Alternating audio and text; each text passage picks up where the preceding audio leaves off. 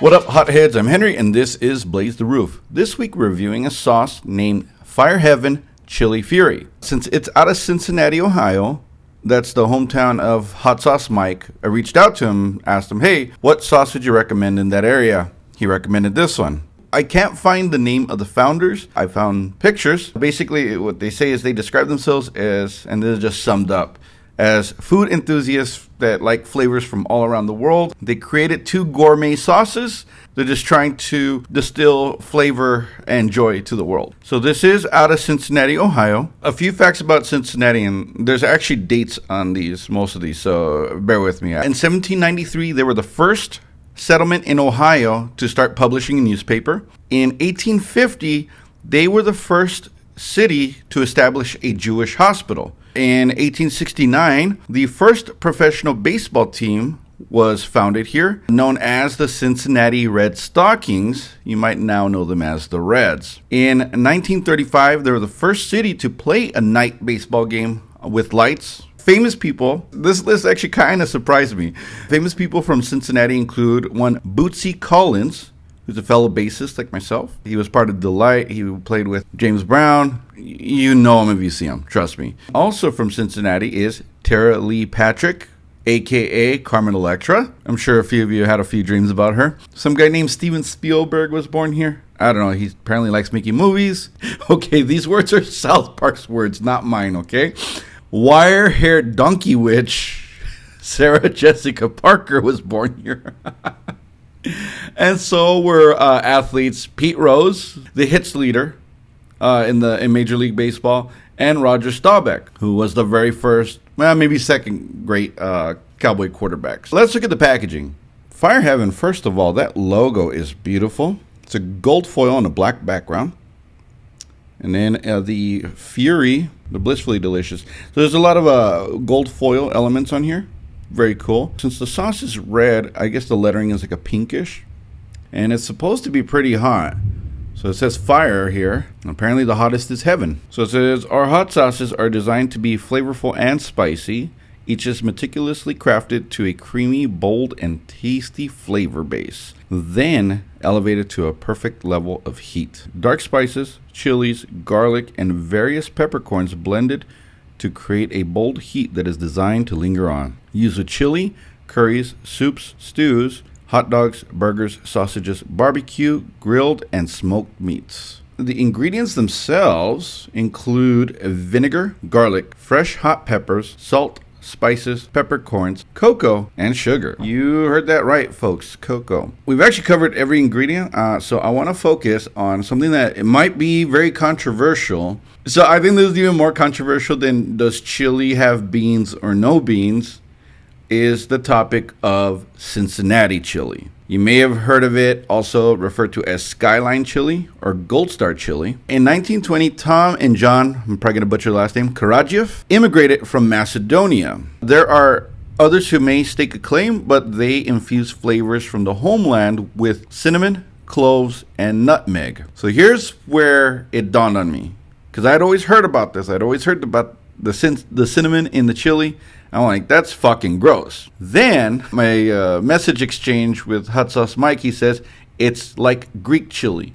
And it clicked. This is kind of an Americanized version of pasticcio. If you ever had pasticcio, it is a rather delicious dish. The meat sauce is a tomato and meat sauce with nutmeg, cinnamon, and cloves. It's hearty, yet it has that really sweet taste. This is a little different. So let's let's talk about it a little bit more.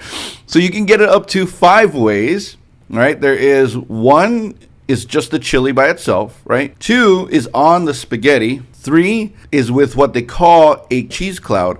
So it's just a shitload of yellow cheese dumped on top of the chili. 4 is with either onions or beans, or 5, all of them together. And this sauce that we're reviewing is supposed to mimic this flavor.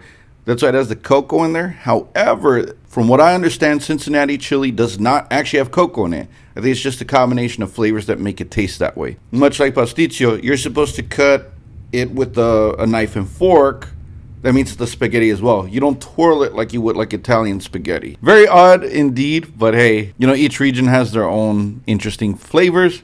I would actually try it. I love pasticcio. Maybe this can't be too bad, right? Probably without the beans though. Yeah, that's right. I'm one of those no beans and chili guys. Before we get any further, let's hear from this week's sponsor. If you're vegan, why compromise your beliefs and settle for a vegan option at other restaurants? Why not support an all-vegan place instead? Here at Between a Bach and a Chard Place, we have all sorts of different options. All of our foods are prepared in vegetable oils, and we have everything from leafy greens to protein foodstuffs like tempeh and seitan. Our food is so delicious, you'll be hailing our seitan for sure. Between a Bach and a Chard Place. You'll never have beef with us.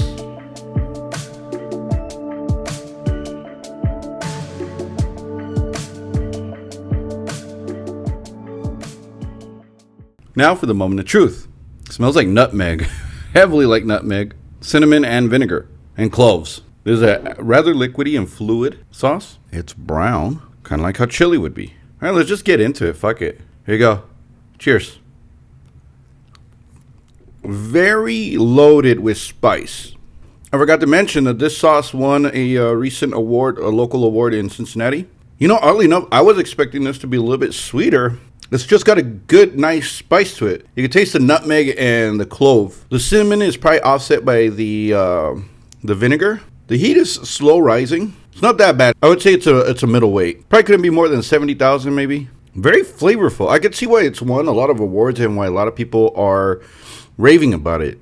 Can't say I really taste the cocoa, so that might just be to offset some of the vinegar, but fascinating sauce. What would I put this on? I'd assume you could put this on Cincinnati chili and turn it into a 6-way chili. Aside from that, though, I don't know because the flavor profile, it's not really that sweet, so it's very spicy. Yeah, on stuff like pasticcio and moussaka, yeah, I probably would put it on Cincinnati chili just to try it out. Now, it's interesting. They do say curries. And curry does use a lot of nutmeg, or some curries do, nutmeg and clove. It actually does make sense to put this on there. If you get an Indian sauce Indian curry that doesn't have enough kick, you could add this to add a little bit more. Again, anything that's savory and has a lot of spice in it, or you want to add that kind of spice to it, this is the way to do it. Hot dogs. So again, in Cincinnati, hot dogs, they put the Cincinnati chili and then a shitload of cheese. So they do the same thing with their hot dogs too. So this would go good with that. That says barbecue and smoked meats, but you know what, it kind of does fit because a lot of those like smoked meats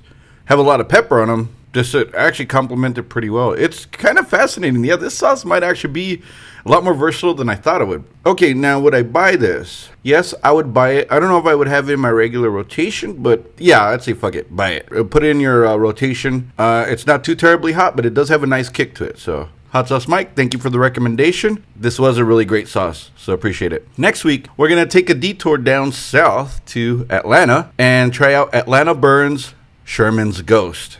Until then, I'm Henry, and remember, spice up your life. Take care.